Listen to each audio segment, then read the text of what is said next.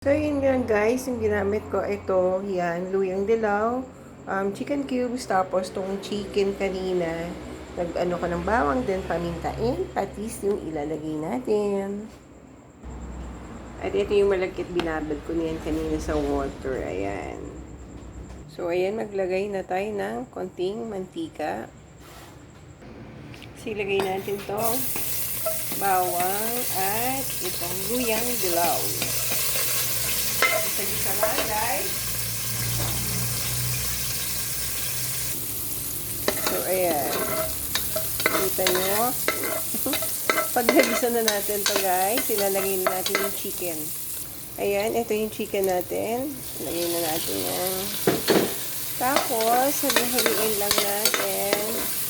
Ayan. Paminta ni Lola. Konting patis. Lagay na din natin tong chicken cubes. Ayan.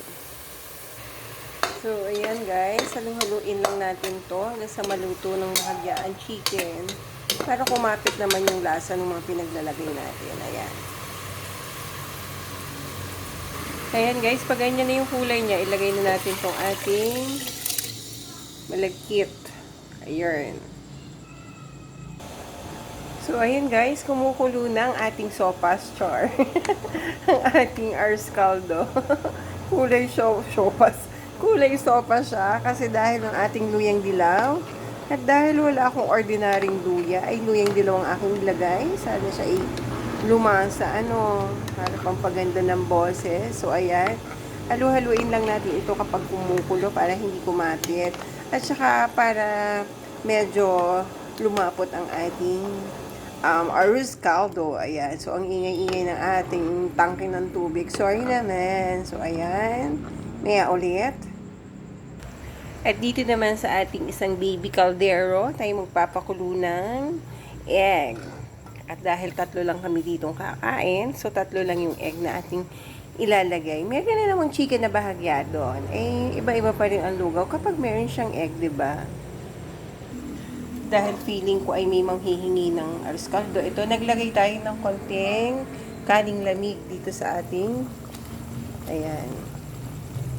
So, aanuhin nyo lang yan guys, yung mga kaning lamig din. Pagka yung alam nyo medyo luto na yung ating kaning malagkit, saka nyo ilalagay. Pag may mga leftover rice kayo, wag naman yung panis, ay ilalagay din ninyo. Sayang din naman yan. Pampadami din, ayun, kumbaga, ayun. So, wait lang uli natin yan. Aray, mainit.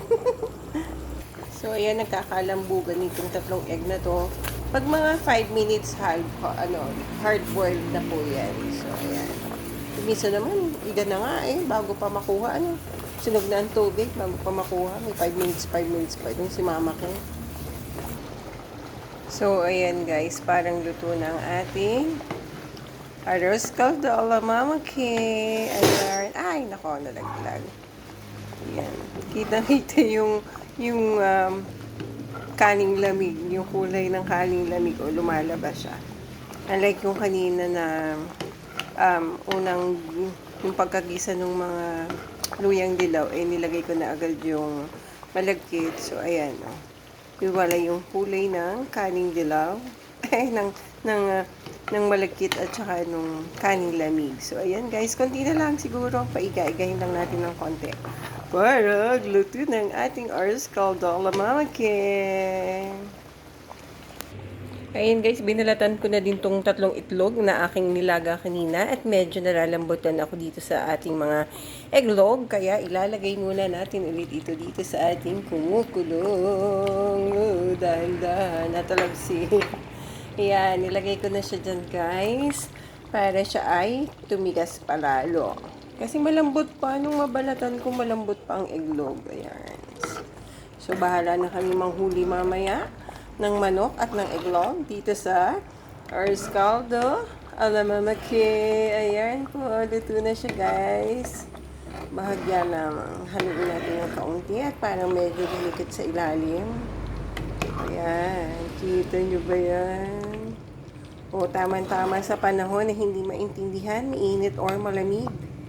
O, diba? Dati kasi guys, nagtinda ako sa dito sa food park, sa Lumiere nito, nung hindi pa pwede yung aming tapsilog. So, ito yung niluto ko, mga arroz caldo ni may mga toppings na kung anik-anik, ay nakakapagod din. So, ayun, effect naman, may mga naghahanap pa rin, kaso hindi na kayang karili ni Mama Kay. Kung sino lang ang gusto, ay ayun lang siguro pwedeng ipagluto, ano. So, ayun guys, kainan na tayo mamaya. Wait lang. Ayan ang mga person na papakainin ng arroz caldo. May balak ba atang maging jowa ni Spider-Man? Oh, nag-akyat pa kayo. Anong feeling nyo dyan? Kamusta ang pag-makeup nyo? Nasaan ang makeup? Nawala na. Kakain na tayo ng arroz caldo, guys. At eto guys, dahil wala akong kalamansi, ay itong lemon social, medyo social ng bahagya. Ayan, maglalagay tayo ng konting patis. At saka itong lemon ay ating ipigati ito. Tanda ko nung ako'y elementary, nilalagyan pa ng paminta, ang lugaw. Diba? May paminta, may mga kung ano-ano pang ilalagay. So, ayan, ang ating sausawan. Siyempre, ako nagbukod ng akin at nilagyan ko nito paminta ni Lola Isha. Lalagyan natin ito ng chili oil. Wait lang. Naku, so sad. Kaunti na lang ang ating chili oil. So, ayan guys. Lalagyan na din natin ito ating sausawan. Yan. Diba? Kaunti lang. Naman na share din naman ayan. Tapos yun sa mga bata. Okay, sandukan tayo na. So, ito na ang ating arroz caldo. Alam Mama Kay, guys. Ayan, may egg, may manok. Ayan. So, magsasalin ako sa lalagyan ng dalawang bata. So, ayan. Dapat ay walang gulay. Ayaw niya ng may mga luya-luya, kumbaga. At hindi kakainin ng mga batuta. So, ayan, nalagyan natin ng itlog, tapos lalagyan natin ng konting chicken, at malamang ay hindi naman mag-chicken. Yan, natagno na lang. So, ayan. Yan ang ating arroz caldo for the kids. Ayan, kita niyo yan, ayaw niya ng chicken. Baka. Parang ang gusto lang niya ay ang person mainit. Init nga. Mainit pa. Hindi na makain. Hindi ko So, yun lang guys. Hala! Hala! Ang ating arroz caldo na Mama Kay. Ni-experiment pa nilang dalawa. Ayan. Yung isa ayaw ng chicken. Egg lang. For the egg. For the egg. Egg. O, diba? Egg daw. Nasaan tubig? Hot. Hot. Tubig. Get your water. Thank you guys. Vlogger! Thank you for watching. Arroz caldo ni Mama Kay. Ayan. So, ito yung sa akin. Yum, yum. Kain na na. Bye po.